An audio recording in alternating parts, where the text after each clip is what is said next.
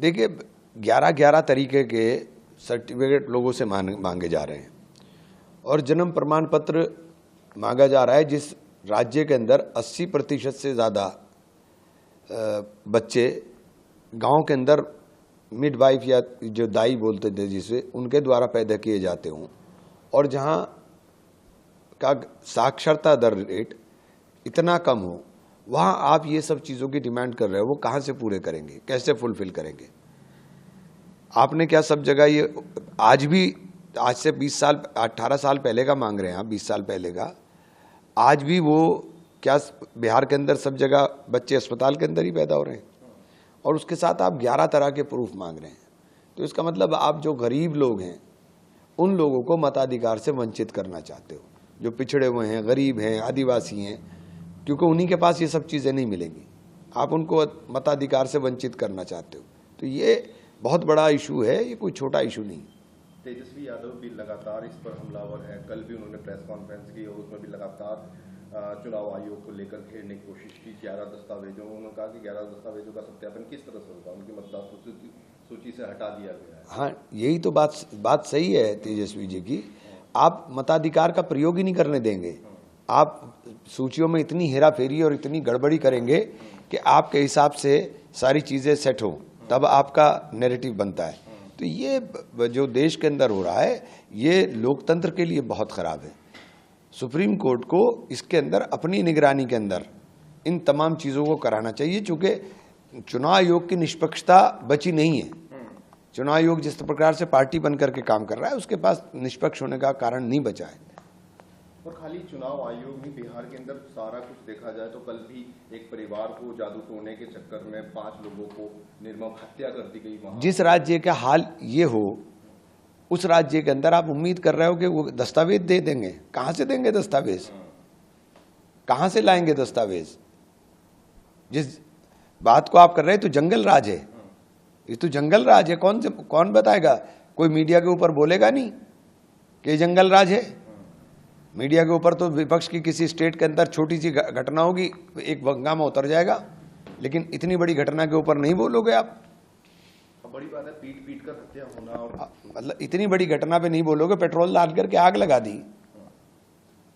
नीतीश कुमार लगातार इसका बचाव कर रहे हैं कि ऐसा नहीं है कि राक्षस प्रवृत्ति के लोग हैं कुछ और ये अपराध को नहीं, मतलब वो अपना बचाव करते हुए नजर आ रहे हैं लगातार। और नैतिकता के तौर पर जो बाकी तेजस्वी यादव है वो है, सब उनका इस्तीफा भी मांग रहे हैं। नहीं, कहाँ उनके पास तो विचारों के बचा ही नहीं, नीतीश जी के पास कुछ। नीतीश जी तो देखिए, उनसे किसी तरह की उम्मीद करना सब बेकार है।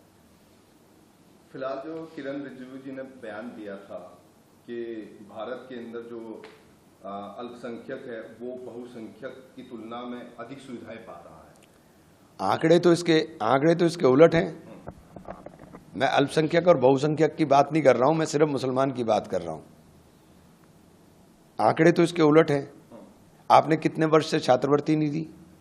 अल्पसंख्यक संस्थानों को बर्बाद करने का काम आप कर रहे हो। पिछले 8 साल के अंदर आपने तमाम अल्पसंख्यक संस्थानों को नुकसान पहुंचाने का काम किया। आपका नारा लगता था कि एक हाथ में कंप्यूटर और एक हाथ में कुरान, तो ना आप कंप्यूटर देना चाहते, ना आप कुरान को छीनना चाहते। मदरसे आपने बुलडोज कर दिए तमाम। तो ये अल्पसंख्यक बच्चे जो पढ़ने के लिए उनको पैसा मिल जाता था, गरीब बच्चे थे, वो भी आपने तमाम रोक दिया। तो आंकड़े तो आपके बिल्कुल उलट कह रहे हैं। आंकड़े नहीं बोल रहे हैं, आंकड़े आपकी बात के एकदम उलट बोल रहे हैं। तो आप जो बात बोल रहे हो तो कम से कम उस बात की सत्यता अपनी सरकार के अंदर परख भी लीजिए कि मुसलमान की आबादी के अंदर कितने प्रतिशत हिस्सेदारी सरकारी नौकरियों में, ये भी बता दीजिए। मुसलमान की आबादी के अनुरूप क्या मुसलमान को देश के विकास के अंदर उसकी हिस्सेदारी कितनी है, ये भी बता दीजिए। तो आंकड़े नहीं आपके साथ दे रहे हैं, तो पहले आंकड़ों को ठीक कर लीजिए, उसके बाद ये अगर बात कहेंगे तो समझ में आएगी। ओवैसी जी और किरण रिजिजू में लगातार ये बात चल रही है। अब ओवैसी जी कह रहे हैं कि मुसलमान तो देश का नागरिक नहीं रहा, वो तो बंधक बन गया है। देखिए, इस तरह की बातें करने से या उकसावे की बातें कर करके कुछ हासिल नहीं होगा हमको। हमें तथ्यात्मक बात रखनी चाहिए, और तथ्यात्मक बात मैं बता रहा हूँ। आप आंकड़े उठाइए, आंकड़ों के साथ बात करिए ना। आंकड़ों के साथ अगर आप बात करेंगे तब मैंने कहा ना कि मैं मुसलमान की बात कर रहा हूँ। आप अल्पसंख्यक के अंदर बहुत सारी चीज़ों को रख देते हैं। अल्पसंख्यक में एक ऐसा समुदाय भी जो बहुत धनी समुदाय है। मतलब आपका कहना है कि मुसलमानों की जो, हाँ, आप मुसलमान की आर्थिक स्थिति की बताइए ना, कि आपने मुसलमान की आर्थिक स्थिति के लिए क्या किया, वो बता दीजिए, आपको पता चल जाएगा। आप बताइए कितने लोग बीपीएल के अंदर हैं, ये आपको पता चलेगा ना कि कहाँ खड़े हुए हैं। महाराष्ट्र की राजनीति को आप कैसे देखते हैं? वहाँ जो है, जो जिस तरह की भाषा को लेकर राजनीति हो रही है, उसको कैसे आप? देखिए, ये बहुत ही खराब चीज़ है। भाषाएं सब खूबसूरत हैं, हम तो चाहेंगे ज़्यादा से ज़्यादा भाषा हमको आए और हम ज़्यादा से ज़्यादा भाषा बोलने का काम करें। किसी भाषा का विरोध नहीं होना चाहिए, सब भाषाएं बहुत खूबसूरत हैं और आदमी जितना ज्ञानी हो उतना अच्छा है, ज्ञान प्राप्त करे।